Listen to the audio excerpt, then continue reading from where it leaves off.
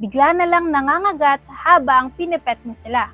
Kung ganito ang inyong mga alagang pusa, baka meron silang Hi, I'm Dr. Rux TV and I am a veterinarian. First, zoomies. Bigla na lang silang tumatakbo out of nowhere na parang may nakitang multo, may nakitang hindi natin nakikita, and it's their way of releasing their excess energy. Pangalawa, nakatingin sa pader, sa wall, na parang merong kausap. Baka meron silang nakikita na hindi natin nakikita. Pero baka bored lang sila. And at the same time, mas sensitive yung kanilang senses and may focus on small sounds or movements na invisible para sa atin. Pangatlo, bigla na lang nangangagat habang pinipet niya sila. Nagpa-purr na siya, nagpapahima siya, pero all of a sudden, bigla na lang siyang mangangagat.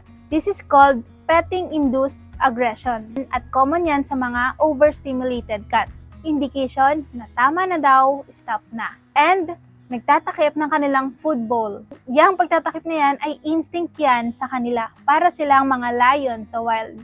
At kung napapansin mo yung mga signs na yan sa inyong mga alagang pusa, congratulations! Meron kang queen or king, reyna or hare sa inyong mga bahay. Normal yan na behavior sa mundo ng mga royalty. So isa ka ba sa alipin nila? So yun lang, follow for more vet tips.